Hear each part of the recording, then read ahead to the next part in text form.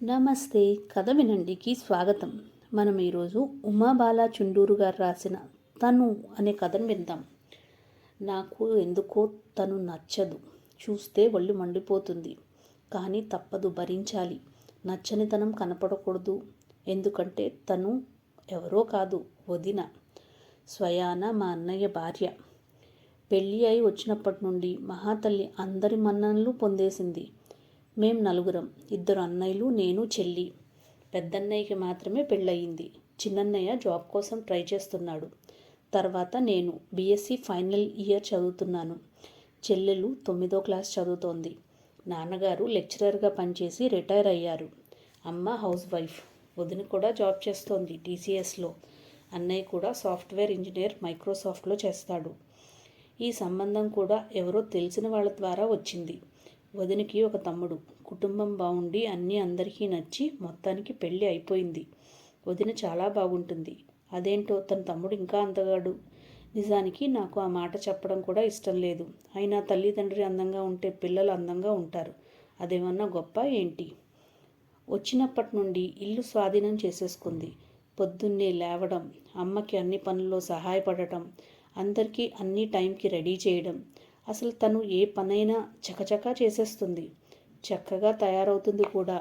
డిగ్నిఫైడ్గా ఉండే అన్ని మోడర్న్ డ్రెస్లు వేస్తుంది. చీరలు కడుతుంది. వంట అయితే బ్రహ్మాండంగా చేస్తుంది. అమ్మ ట్రెడిషనల్ వంటలు చేస్తే ఈవిడ అన్ని రకాల బిర్యానీలు, ఫ్రైడ్ రైస్లు, మసాలా కూరలు, చపాతీలు అదరగొడుతుంది. ఇంకా చిన్నన్నయ్య చెల్లెలు అయితే ఆవిడకి ఫ్యాన్స్ అయిపోయారు. అమ్మ నాన్నగారు ప్రతిదానికి అమ్మా శుచి, అమ్మా శుచి అని పిలవడమే, ఆవిడ సలహాలు తీసుకోవడమే. ఆవిడ పేరు సుచరితలండి.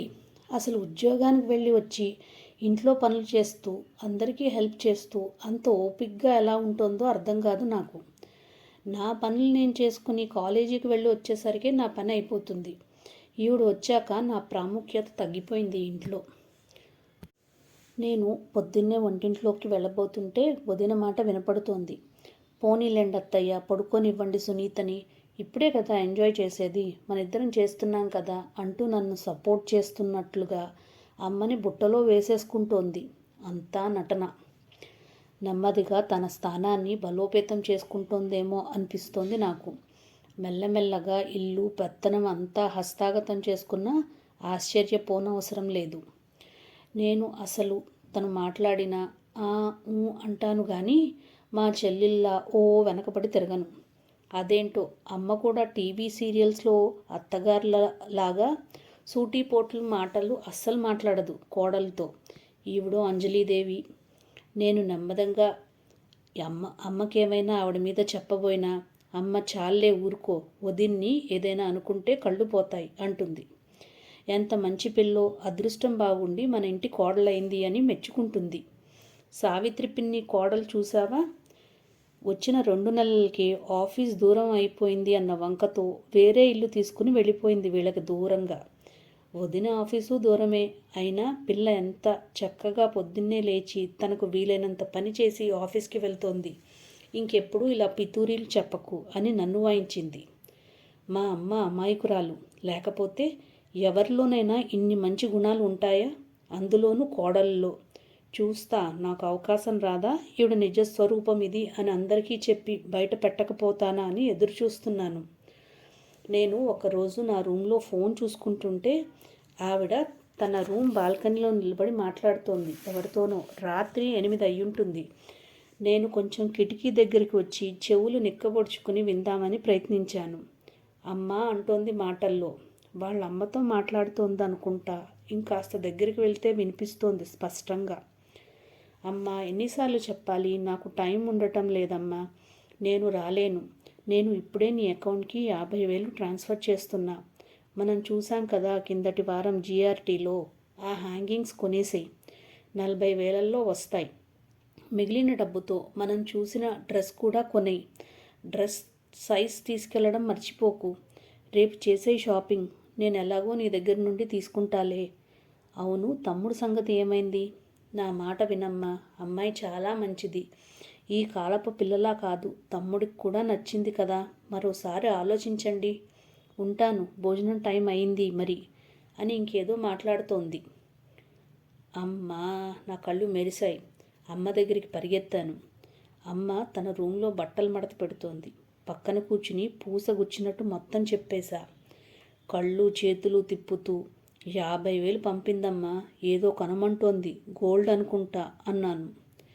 అమ్మ మొహంలో కొంచెం రంగులు మారడం నా దృష్టిని దాటిపోలేదు. అయినా అమ్మ వెంటనే తేరుకుని, ఊరుకో, అలా విన్న వెంటనే మనం ఏదేదో ఊహించుకోకూడదు. ఒకవేళ అలా కొనుక్కున్నా కూడా తప్పులేదులే, సంపాదించుకుంటోంది కదా, ఇంకెవరికీ చెప్పకు, పద భోజనానికి అంది. చెప్పొద్దు, అమ్మ మనసులో విషబిందువు వేశాననే ఆనందం నన్ను నిలవనీయలేదు. 2 రోజులు హుషారుగా గడిచిపోయాయి నాకైతే. ఆ రోజు రాత్రి 9:30కి చెల్లి వచ్చి పిలిచింది నేను చదువుకుంటుంటే. అక్క, అమ్మ పిలుస్తోంది అంటూ.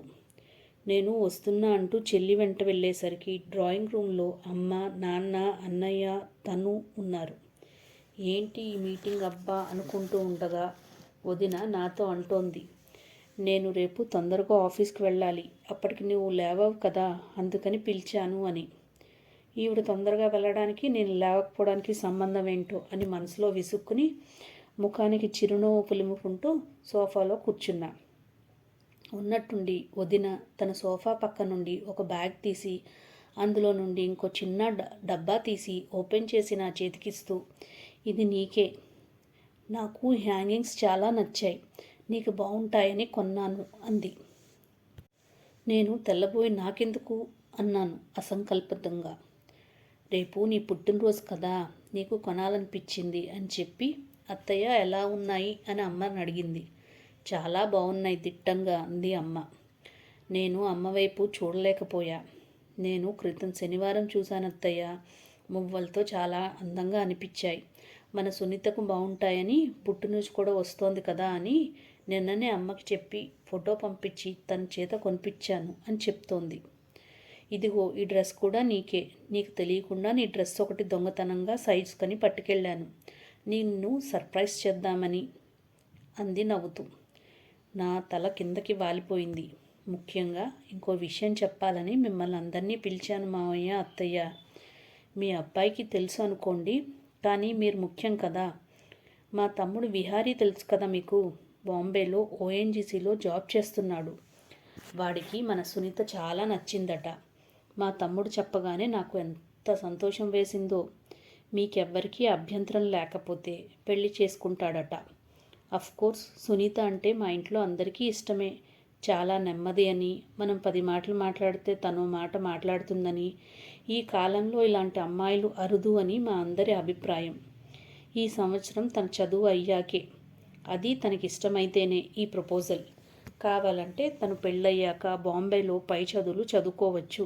ఏమంటారు మీరంతా చెప్పండి అంటూ నా దగ్గరికి వచ్చి నా చేయి పట్టుకుంది.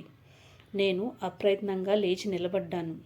నా కళ్ళల్లోకి చూస్తూ, నీకిష్టమైతేనే సుమా, కావాల్సినంత టైం తీసుకుని ఆలోచించుకో అంది స్నేహంగా నా చేయి నొక్కుతూ. నేను గబాలను తన్ని కౌగిలించుకున్నాను.